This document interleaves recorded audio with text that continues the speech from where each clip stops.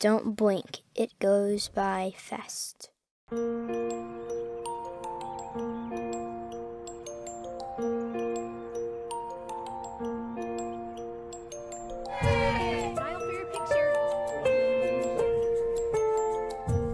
The kids you teach are growing up fast. You want me to do everything with the house? Want to go faster? Faster than you would like. 60, ready now?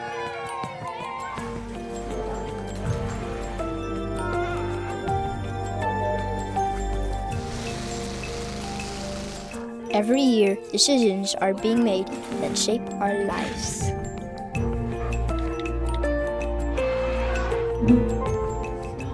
Who we will become, what we will believe.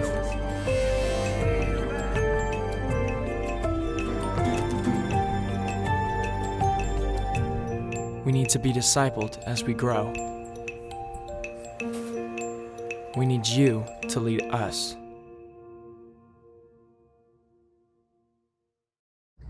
Well, I hope you're not too depressed after watching that video. Matt insisted that we show something that was a little bit depressing to kind of start off our parent meeting. I'm just kidding, but I hope it did serve as a great reminder of how much time you have with your kids.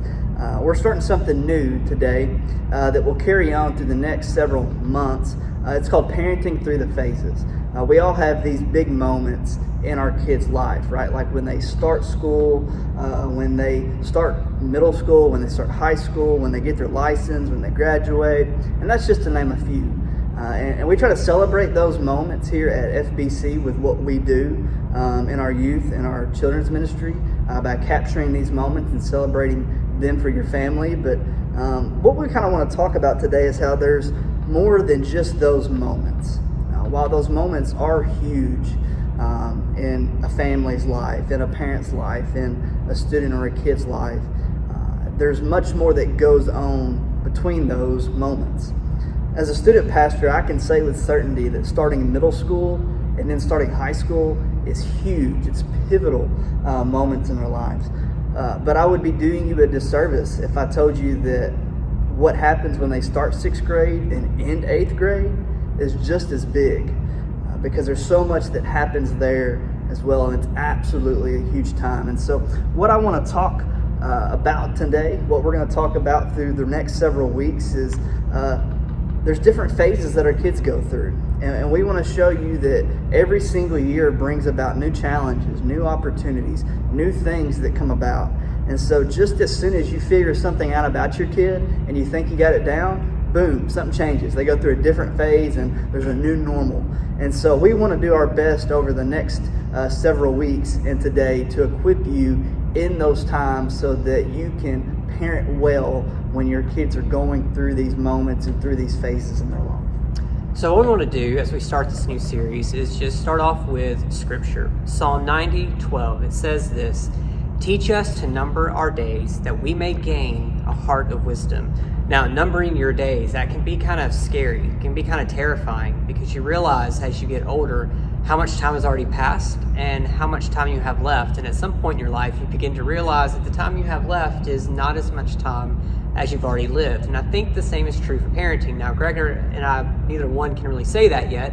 We've got young kids, but at some point we're going to realize that the time that we have left is far less than the time we've already had with our kids. We've got an example up here for you. You may have seen this in some of the promotion we did for this parent meeting. We've got some marbles in these jars up here on the table, and they indicate something very, very important. So if we start with this first jar all the way down here, there are 936 marbles in that jar. And you're saying 936, what does that mean? Why that number? Well, there are 936 weeks that you have with your child approximately from the time that they are born to the time that they graduate high school. 936 weeks that you have to disciple your child and get them ready to go out into life on their own. Well, by the time they get into kindergarten, which is the second jar, there are only 676 weeks left. That's a significant amount of time that is already passed by the time your child starts school. Here's the kicker. When they get to middle school, to 6th grade, this middle jar, there are only 364 weeks left, which we've talked about. This is crazy to think about, that by the time they transition to youth group, more than half of the time they have in your household is already gone at that point. And then when they get to high school in 9th grade, they only have 208 weeks left under your roof. And when they're a senior and they're getting ready for that last year, you got 52 weeks before they begin to transition off to college or whatever it may be that they are doing after high school.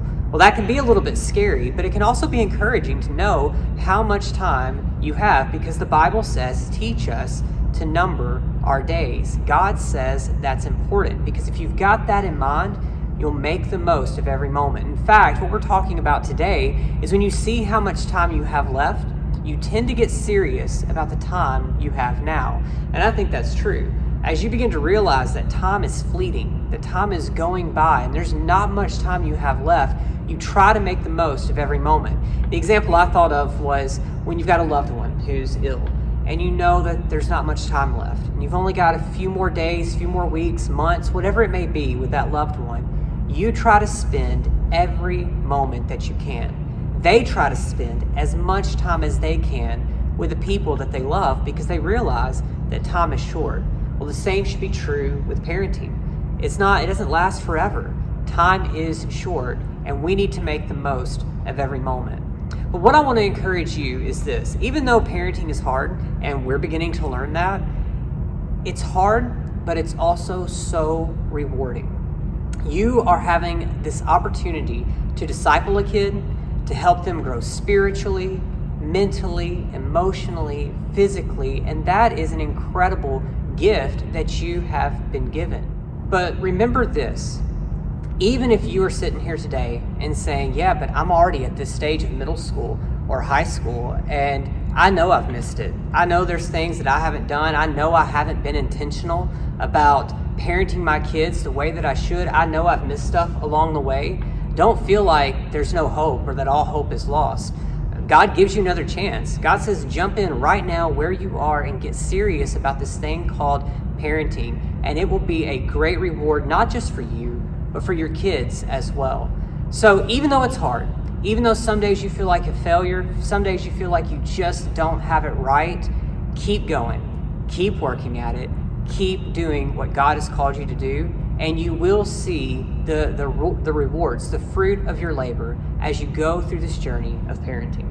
Yeah, and I think one of the best quotes that you've already used so far to kind of capture this is, when you see how much time you have left, you tend to get serious about the time you have now. I'm a very visual person. I'm a very visual learner. And so like this example right here really resonates with me, because it helps me to see what we have. And there's another visual that I think makes a lot of sense that I came across looking up some stuff for this week, and it's the clock in a sports game. When the end of a game nears, that expired clock that's nearing zero has a strange effect on both fans and players. I mean, people start to kind of get tense. People start to kind of get emotional, good or bad. We've seen it all, I'm sure.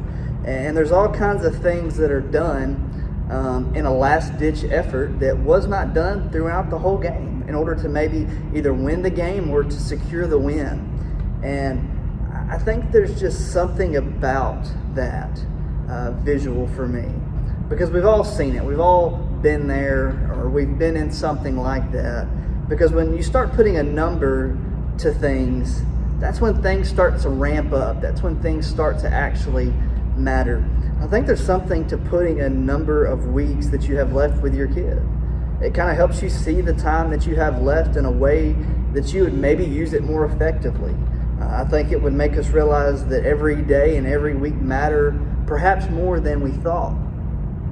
And I think that when we talk about that, it kind of makes us sad when we hear that. But let's be honest, we're sad anyway. Every start of a school year, every start of a birthday or whatever it may be, realization hits in. Okay, my baby's starting this grade. I can't believe it, they're in this grade now. I can remember when. Or they have a birthday and you kind of start reflecting and reminiscing. And So we don't mean to bum you out, but there's already things that happen in our kids' lives that naturally just make us think and reflect on the time that we've had with them. I mean, how often do we catch ourselves saying or hearing others say, it seems like yesterday they were fill in the blank? I never hear parents say this. I wish the world would speed up. I just wish the time that I have with them would just go away. We never hear that. And as Matt said, we're new parents. I often hear, even with 2 little ones, you better soak up every moment. And that's one thing that I've been trying to do, is just to take it all in, because it does go by so fast. And that's why we want to go through some of these things today and in the coming weeks, because every phase of life brings about new challenges and new opportunities. And if we want to the best of our ability, make every step along the way for you as rewarding, as Matt has said, as possible. And so, kind of swapping gears here, I want to talk about time, because we're talking about weeks. We got this much weeks with a newborn, and this much weeks with a kindergartner, middle schooler, high schooler, a graduate. And so I kind of want to just kind of talk about time. Time is one of those things that we often take for granted. I'm going to use a kind of a phrase that God has blessed us with the gift of time. And I don't think that's something we really think about a whole lot, but it's no accident that the sun sets and the sun goes down each day methodically. There's no surprise that the seasons come and go. Like, God has this concept of time down to a T. And I want to read a few questions to you that I read this week to kind of talk about time. Have you ever stopped to think that maybe God established time as a platform so he could communicate something so complex that it needed to be presented strategically over time? I think that's an awesome question. Here's another question that I came across this week. Why didn't God send Jesus to fix the problem of sin as soon as Adam and Eve ate the fruit in the Garden of Eden? It's a great question, right? Here's the answer. It's as if God decided, I can help you understand something with time that you can never really understand in a moment. And we've all experienced this, right? Perhaps you were younger, you were a teenager, and you wanted to do something so bad, and you just couldn't understand why your parents wouldn't let you, and then you got older, maybe you had kids, and you thought, my parents really knew what they were talking about. Or maybe you're even an adult, and you go through something, and you just kind of sit back and wonder, why am I going through this? And some time passes, and you realize, oh, okay, God, that's why that happened. I mean, how many times do we hear other people tell us stories or testimonies, and we realize that God really is working things all together through time? In other words, as parents, some of the most significant things you can do, some of the most significant gifts you can give your kids is what you give them over time. You see, sometimes we think, I've got to do it all in one moment, and I've got to answer all the big questions and do everything all at once. But the reality is that it happens over time. Don't treat your kid's life like the last minutes of a game where someone's trying to do something at the very end that they hadn't been doing at all, that they could have been doing the whole time. And make the investment in your kid's life every day, every week. And even when it seems like it's not making a difference, even when it seems like nothing is going the way you want it to, I can promise you that when you continually make the investment and you put the time into your kids that your kids deserve, you will absolutely see the benefits from it. So the question is, why? Why do that? Well, let me read you something that I stumbled across this week as we were preparing for this meeting. And if we're talking about things that are emotional, this might be the same as that video a few minutes ago. But it says, one day you'll realize you were serving them whole chicken nuggets instead of cutting them each into 4 pieces. One day, instead of a bath, they will want a shower. Then you'll look back and realize their last nighttime bath was months ago. One day you will realize the last night they slept in their crib was the day before. One day you'll realize that their car seat is no longer facing backwards, and you don't need that little rear view mirror on the headrest anymore. And we're in that phase right now, and she absolutely loves that mirror. But one day, it'll be gone. One day you will miss brushing their teeth for them because now they can do it themselves. One day you will see them take their own seatbelt off, and they don't need your help anymore. You never know when the last day of a precious phase will be. So embrace having to help them a little more. Embrace it taking longer to prepare one of their meals. Embrace all the effort it takes to get them in and out of the tub, because before you know it, that phase will be gone and they will be just a little bit bigger and a little bit more independent. And that's so true. And I realize that's maybe for some of our younger parents, but those phases happen all throughout a child's life. There are these little phases between the milestones that happen that are significant. I mean, I look at bath time or the time that you're riding in the car, even if it's just across town, as already significant moments where you have time with your child, time to just talk, time to just have conversations, time to just invest a little bit into their lives in those moments. And we need to make the most of it, because before you know it, you will realize that the last time you had that kind of a moment with your child was yesterday. And you're never going to get a moment like that again, because they're older, they're more independent. They don't need that car seat anymore. They don't need that crib anymore. They have their own keys now, and they can go where they want to, when they want to. You just never know when that last moment's going to be. And so we need to capitalize on the time that we have left. So 2 points I want to cover real quick are these. The first one is every week matters. Obviously, that's true through this visual that we have in front of us. Every week matters because it's disappearing before your eyes. You need to make the most of every single moment that you have so that those phases don't just fade away. And you turn back and say, man, I regret that I did not spend more time investing in my child. Maybe it was teaching them more about Jesus, having those gospel conversations in the car. Maybe it was just sitting on the floor and playing a game, just having that fun time with your child so that they had this memory where they look back and say, my mom, my dad, man, they loved me, and they took every chance just to sit down and play with me and talk to me and spend time with me. Every week matters, so make the most of every week. But here's the encouragement. So we've been giving you these numbers, and we've said that, yes, it is depressing in some ways to hear that number and to say, I've only got 208 weeks left with my high schooler. Are you crazy? That's going to go by so fast. And in all reality, yeah, it really is going to go by pretty fast. But also take it as an encouragement. I don't think God would have said in Psalm 92, teach us to number our days, if he didn't mean it in a positive way. He said, number your days because your days are fleeting. Make the most of every moment, but realize that you don't have to get it all done in 1 week. And that's our second point. You don't have to take this week to try to cram everything into your child that they need to know in order to live the rest of their lives. That's why you have 936 of them, because over time, you're going to teach them new things. At a young age, they're not going to be fully capable to understand some things that they'll know better when they're a high schooler. That's what Greg was saying just a minute ago. Over time, those concepts will begin to make more sense to them. On the spiritual side, we tell you here that even a baby can understand basic things like God loves you, Jesus loves you, God made you. You can't go into deep doctrine with that baby, but by the time they're in high school, you can talk about those things because over time, you've instilled these biblical truths into their lives. But the same is true when it comes to physical things, emotional things, mental things.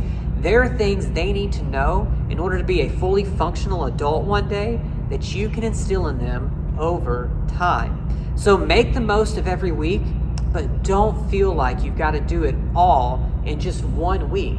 It's going to take time. That's the way God designed it.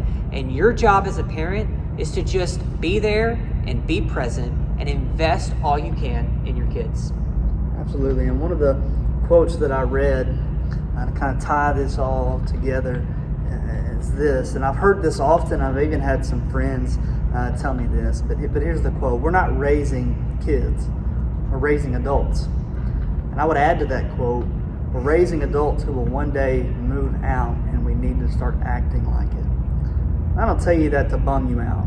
I know some of this stuff, maybe, why are you bringing this up? Why are we talking about this? But I tell you that so that when that time does come, you're not so bummed out because you realize there's so much more you could have done. We've used these visuals here today. We've talked about some of the stuff we've talked about to show you how fast it really does go, and to challenge you and to help you maybe parent better. And that's not to say that you're not doing a great job, but maybe to take advantage of some of this stuff so that over time you will create positive patterns in your life, and so that over time you will make a greater impact, and over time you will build a deeper relationship with your kid. And one of the things that we say often here is that we're on this journey with you. There's so many different things out there, different philosophies. Parents are supposed to do it all on their own, or the church is supposed to do it. And what Matt and I have kind of gotten together and have said, we want to be on this journey with you. We certainly do not have near the influence that you have in your kids' lives. But I would tell you that we're certainly invested. I know that over the years, Matt and I have had conversations as a new group of sixth graders are coming up, and we have conversations about how much he's going to miss them, but he's excited to see what's going to happen. And then I know for me, I'm excited to get those sixth graders, and then I'm having conversations about our high schoolers who are getting ready to just go out in the world and to do whatever God's called them to do. And it's a happy time of the year, but it's also Quite emotional. Because we're invested in these kids. Maybe not as much as you, but we want to see this happen with you as well, help them to grow and mature into who they've been called to be. And so we want to help you do that. As always, we want to provide some resources for you during this phase of your kid's life. And so what I want to do right now is I want to show you a video about a resource that you can take advantage of. So check this video out. Parenting humans is hard work. It's hard because you sleep less, control less, and spend considerably more hours cleaning up messes that aren't your own, both physical and emotional. But it's also hard because you're parenting someone who is constantly changing on you. It's the nature of kids to change. Your 1-year-old is vastly different from the new baby you held in your arms 52 weeks ago. By the time your kid is in 3rd grade, it might even be hard to remember what he was like as a preschooler. In fact, every kid is changing mentally, physically, culturally, relationally, emotionally, and morally every year. That's a lot to keep up with. Every time you think you understand your kids, every time you discover something that works in your parenting, they grow up another 52 weeks and you have to relearn a few techniques. In the Phase Guides, a new 18-part series by Reggie Joyner and Kristen Ivy, you'll discover what you need to know about the phase your child is in right now. You'll learn what's going to change in your child's life over the next 52 weeks. 6 simple ways to give your kids the things they need most this year. And a script for 4 critical conversations to have this year if you want to influence your kids' healthy habits: technological responsibility, sexual integrity, and authentic faith. These short guides won't tell you everything you need to know about parenting, but they will tell you how to make the most of the distinctive opportunities you have with your child this year. To find out more, visit phaseguides.com today. So these are the books that we introduced to you last year about this time, and a lot of you took advantage and bought these. I actually bought one myself when our daughter was born earlier this year, and we've both read through Parenting Your Newborn Baby, and let me just tell you, there's some good stuff in these books. It gives you a lot of advice. It tells you kind of where your child should be at that stage in life. It kind of goes back to some of those phases that I was talking about earlier and what they're going to be doing physically, emotionally, spiritually, mentally during this stage of life. And then when they turn 1, there's the next book. And it's different because a 1-year-old is a lot different than a newborn baby. And there are 18 of these books that you can get over time, and it will just help you as you enter that next phase. Well, we're going to have these books available for you. Greg will tell you more about that in a minute, but I just encourage you that even if you didn't buy one last year, go ahead and purchase one of these this year. You will not regret it. There's a lot of good information in here that will help you over the next year parent the child that you have right now. Now there's also an app. It's called the ParentQ app, and we will post that in the description of this post. We've both downloaded that app and we've plugged our kids into it. It is really great. It tells you, based on the age of your child, some things that you can be doing with your child right now. And it updates about every week, giving you new things to do, things to say, Bible verses to read to them. but it's very applicable to where your child is right now. And the great thing about it is it's not like it's a whole lot of stuff to do. It's very small, very short, very easy things that you can do from day to day. So download the ParentCue app. It goes great with these books, and these are 2 great ways to parent your child over the next year. Now, one other thing is we've got some information. There's another resource that they have that kind of ties into these books, but what we're going to read you is just something that you can find through the app and through these books if you choose to purchase them. So for instance, for a newborn baby, it says, birth is the first crisis of life. Your baby has arrived in a world where they don't know the language and have very little control over their body. But babies are quickly forming first impressions about themselves and the world. So the way you respond consistently, cuddle often, and engage their senses will help lay a critical foundation of trust. And having a newborn baby, let me tell you, that's exactly where we are right now. But it sounds very different when they're in kindergarten. Here's what these books have to say about a kindergartner. School is a crisis. Your now elementary school kid is adjusting to big changes, whether it's bus rides or lunch lines or new routines. But the stress of change can also be a platform for discovery and growth. The way you answer their questions, listen to their stories, and show up consistently will help them improve their abilities. And to give you one more example, a kid who's in 5th grade, rounding out their years in elementary school, it says your 5th grader can understand different points of view, empathize with others, and negotiate like a champ. That's not a kindergartner. That means one thing: your influence is shifting. Your kids still need you, but they are beginning to need you in a different way. If you want to engage their interests, then include peers, coach relational skills, and help your kid develop healthy friendships. Yeah, and I just want to read some of these ones for the big moments in the life of a student. And 6th grade. 6th grade is a crisis. For many, this is the first year of middle school, which means an entirely new social context, lockers, health class, and dating couples. And I might add, in 2020, it's even more different than that. Regardless of their particular school, every 6th grader has an increased social and self-awareness. When you consistently affirm their journey through the sometimes turbulent season, you help them gain stability. I want to read the 9th grade one as well. It says, high school means higher stakes. Many freshmen spend this year redefining who they thought they were or what they thought their future would be. Pay attention and ask questions, because this is a significant year. And if you happen to be someone who has had a kid go through their freshman year, you know how true that really is. And then a senior in high school. Graduation is a crisis for both of you. Sure, it's exciting, it's a huge accomplishment, but something is about to change, and there's a good chance you aren't convinced they're ready. They might not be. And whether they seem to show it or not, your senior is probably just as concerned about it as you. You mobilize their potential when you help them prepare as best as possible for what's coming. And all of these resources, I hope you can use to help you navigate through these phases in life. And I'll just say this, I've got the app as well, and I've had it for 2 years with Gray. And there has been days where it's been a mess. And I'm just like, oh my gosh, what am I doing? How do I do this? And I just think to myself, I'm going to open up the app and see what it is. And it has all these different things, but at the bottom of each section, it kind of tells you what they're going through right then. And I kid you not, there's been several moments where I have opened that up, read that, and it's been verbatim almost what I have been going through. And it's just been an encouragement, because sometimes we think, oh, I'm the only one, or nobody knows how I feel, and it's just a phase. It's not forever. It's not going to be like that all the time, but we would encourage you to use these resources. Here's how you can order a book. You can either drop a comment in this post, or you can email, text, however you want to reach out to Matt and I. Just tell us what you want.